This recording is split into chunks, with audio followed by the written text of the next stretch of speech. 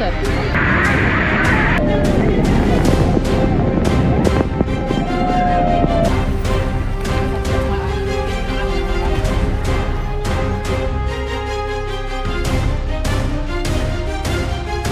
Scientist Nikola Tesla, a recent immigrant to America, dreamed of generating energy by harnessing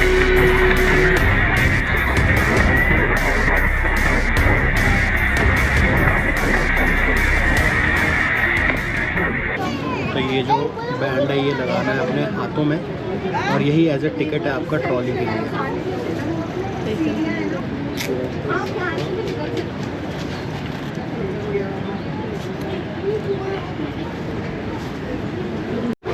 तो अब हम जा रहे हैं इस ट्रॉली में बैठने के लिए। पता नहीं इन्हीं में हमारा नंबर आ जाएगा या हमें वेट करना पड़ेगा नेक्स्ट ट्रॉली के लिए। ये पीछे एक एक्सटेंशन लगा रखा है छोटा सा, आगे मेन है जिसमें इंजन होगा, वो इसको खींचती है पीछे वाले को। तो इसी में बैठ के जो भी सीनिक व्यूज़ ये दिखाते हैं यहाँ नायग्रा फॉल्स स्टेट पार्क में, वो हमें देखना है और आपको दिखाना है। हमने ये सारी चीज़ें पिछली बार की थी जब हम 2022 में आए थे, मतलब हमें कुछ नहीं पता था उस टाइम पे। इस बार हम पूरा अपना देख के आए हैं और प्रॉपर हर चीज़ को टाइम दे पा रहे हैं।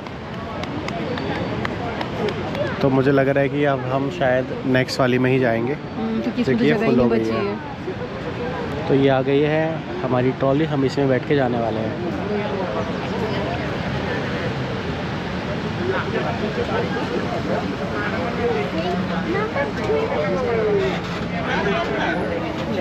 हम कोशिश करेंगे कि इसमें बैठने की, देखते हैं हमें कौन सी सीट मिलती है, बट हमारा टारगेट ए वाला रहेगा, इधर वाला। तो ये पूरे दिन का पास रहता है भाई, इधर से उधर कर सकते हो सब बैठ के। डे पास है, वाओ, $5 इन फुल डे।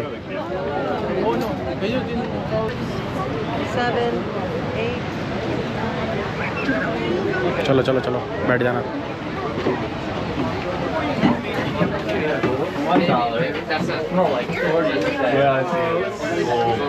बैठो इसमें। वाह, मनपसंद जगह मिल गई तुम्हें है? तो हम थोड़ा एक सीट पीछे ज़्यादा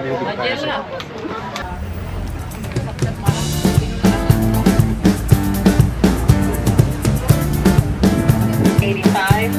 You're on the Niagara Scenic Trolley.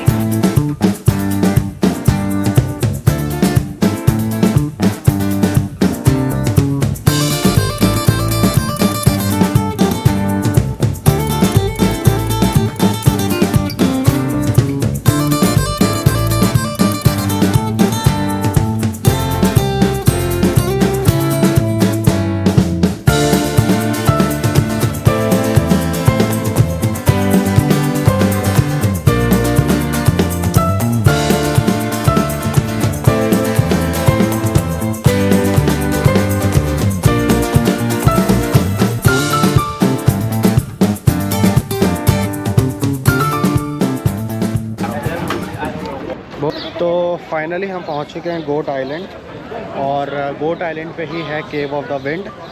तो केव ऑफ द विंड के लिए टिकट्स हम यहाँ से लेने वाले हैं अब, जो कि हमने सुबह भी आपको दिखाया था, उधर से आने का रास्ता है। ये इन्फॉर्मेशन मैंने आपको दे ही दी थी। 2 tickets for cave of the wind. What is next slot? 4 p.m. 4 p.m. Not before that? Nothing. Okay, 2 tickets. That'll be $46. One question, we have to be there at 4 or? I recommend being 10 minutes early. Okay, thank you. Thank you. तो एक चीज़ गड़बड़ हो गई, हमारे according नहीं हुई। अभी 1:30 बज रहे हैं और 4 बजे की टिकट मिली है, तो 2.5, 3.5, 4, 2.5 घंटे बाद। तो देखते हैं, 4 बजे की टिकट है हमारी केव ऑफ द विंड की। तो बस वहाँ सामने टिकट सेंटर था, यहाँ पे अपनी गाड़ी पार्क है। तो यहाँ पे थोड़ी देर रेस्ट करेंगे, खाना वाना खाएंगे और जूते सुखा दूँगी यहीं पे।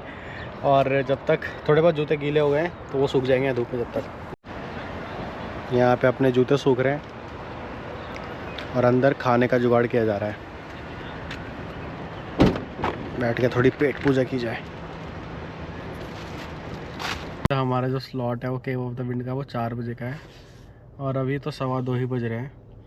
उसके बीच में कुछ नहीं कर सकते। वॉक, अब हमने बहुत वॉक कर लिया है, खाना वाना खा लिया है दोपहर में और नींद आ रही है भयंकर। तो हमने गाड़ी को चारों तरफ से कवर कर दिया ये। तो अब यहाँ पे थोड़ी देर सो जाते हैं, तब तक के लिए गुड नाइट। 2 hours later.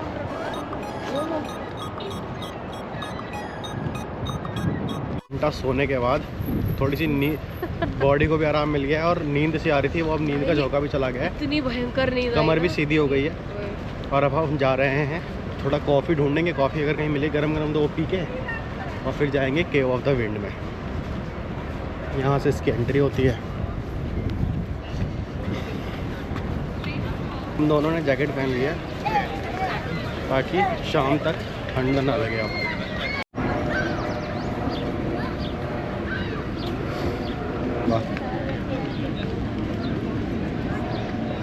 तो हम जस्ट खड़े हैं केव ऑफ द विंड्स के एंट्री के सामने और बस हमारी एंट्री होने वाली है 4 बजे। तो आपको अपने टाइम के अकॉर्डिंग 10 मिनट पहले यहाँ पे आके खड़े हो जाना है। फॉर एग्जांपल हमारा 4 बजे है तो आपको पौने 4 बजे 10 मिनट यहाँ पे आके खड़े हो जाओ। वो बोलेंगे कि it's time for 4 o'clock entry slot जो भी है, तो बस आपको एंट्री कर जाना है। तो बस हम अपने अनाउंसमेंट का वेट कर रहे हैं और जैसे वो अनाउंस करेंगे we will go and enter cave of winds. Everyone in your group might be holding on to their own ticket. Please form 2 lines. The time entering now. 4:00.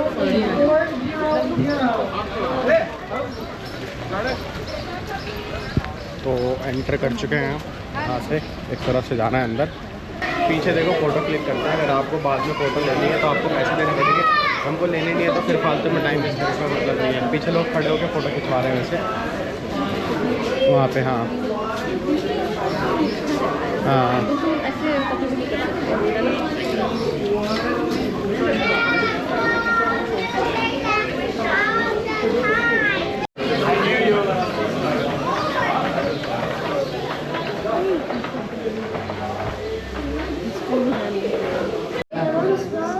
तो सामने जो वॉच लगी है ऊपर अगर आप देखोगे तो लिखा है मिनट्स अंटिल नेक्स्ट शो और नीचे काउंटडाउन चल रहा है। तो अभी लगभग 3.25 मिनट बाकी है। जब वो कांटा 0 पे आ जाएगा तब नेक्स्ट शो शुरू होगा और उस शो में बताते हैं कि इस वाटरफॉल की कहानी क्या है, किस तरीके से इसको इस तरीके का शेप दिया गया था। इसका कहानी कुछ और था पहले, तो उसकी पूरी स्टोरी बताएंगे इसमें।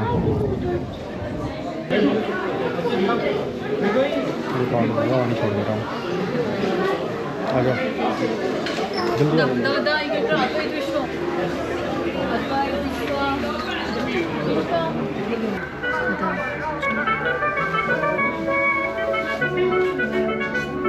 It is 1869, and the beauty of Niagara Falls has been overwhelmed by crass commercialism and bleak industry. The lands surrounding Niagara Falls are largely controlled by private owners, and public access to the falls is limited.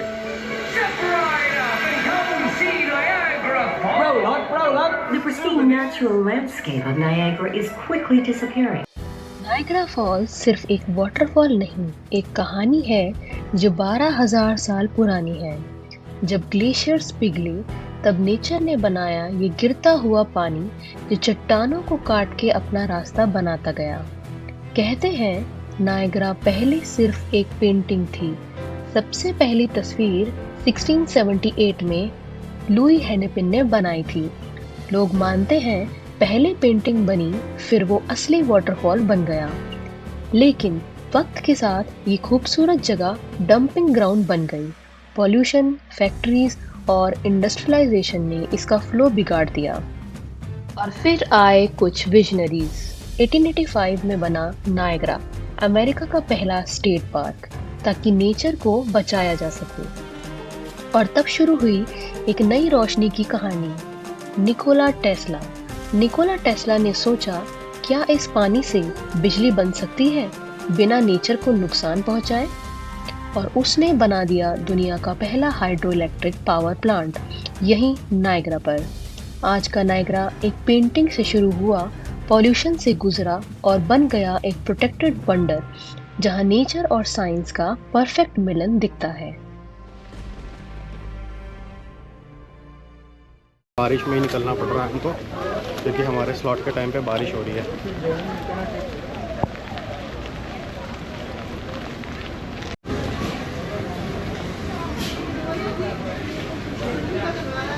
चलो भाई, lift में entry करो, फिर उसके बाद नीचे चलते हैं।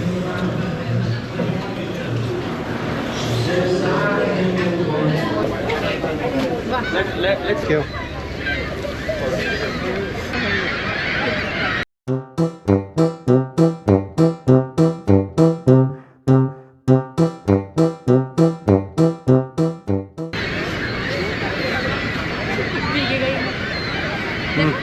बहुत बढ़िया।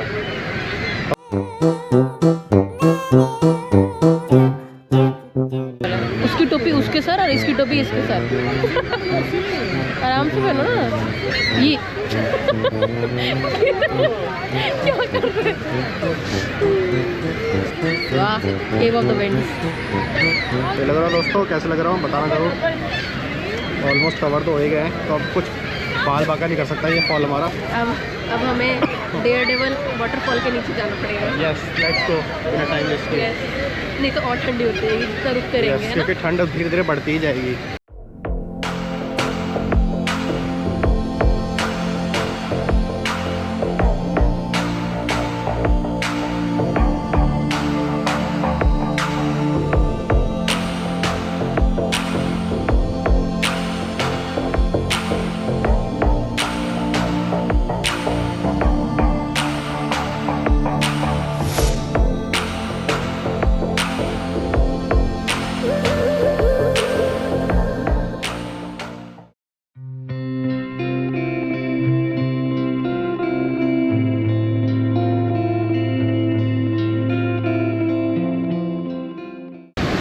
तो अभी हम इस तरफ से आए हैं और हमें नीचे से उधर से होते हुए फिर ऊपर की तरफ जाना है, वहाँ फॉल के पास।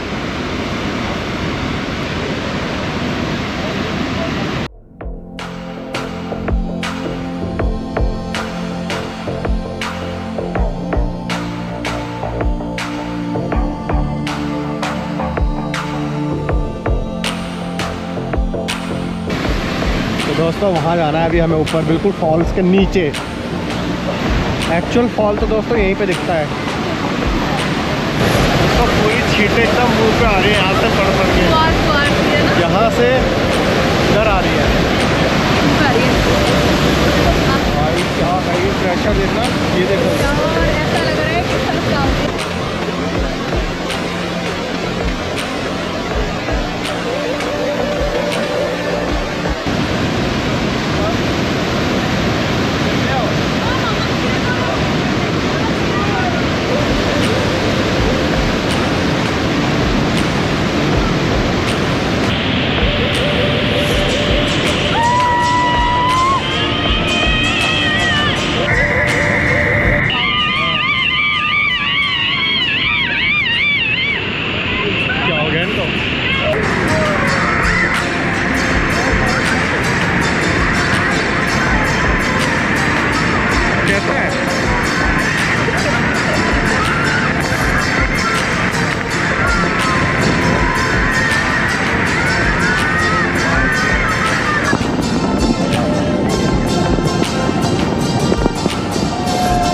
हम जाने वाले हैं सबसे बेहतरीन जगह पे। दोस्तों यहाँ आने से पहले इतनी ज़्यादा ठंड लग रही थी, बट यहाँ पे आने के बाद बिल्कुल ठंड का नामो निशान नहीं है। फिर भी हम इतना भूल गए, ऐसा लग रहा है बहुत सही जगह है भाई, बहुत सही जगह है, मज़ेदार। दूसरी बार आ रहे हैं बट ऐसा लग रहा है कि पहली बार आए हुए हैं। पहली बार जैसा जोश है, इतनी एक्साइटमेंट है। और जिन लोगों को देख रहे हैं ना, सब मस्ती में नाच रहे हैं, घूम रहे हैं, एकदम मज़े कर रहे हैं, उछल उछल के। ऐसा लग रहा है कि इससे ज़्यादा उन्होंने कुछ प्यारा देखा नहीं है। ओए होए गजब, look at this।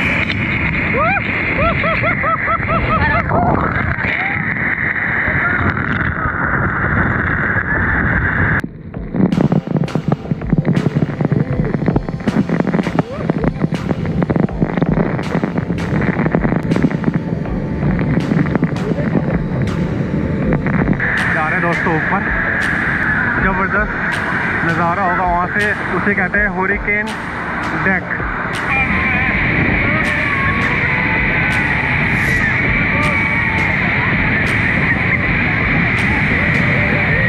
ओ भाई, ओ भाई,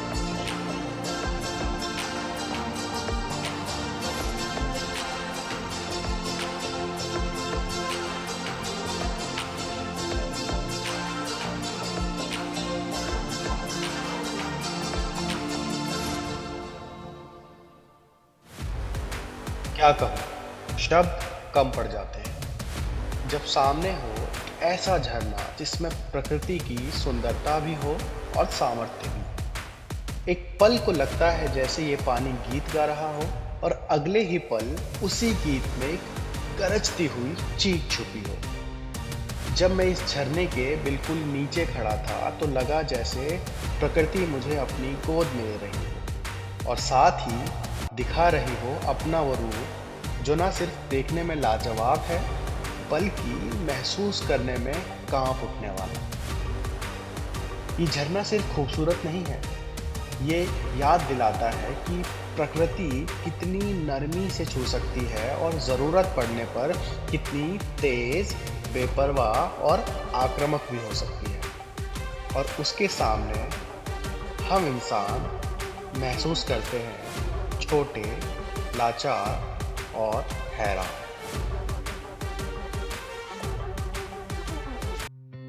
तो उम्मीद है आपको आज का ब्लॉग पसंद आया होगा।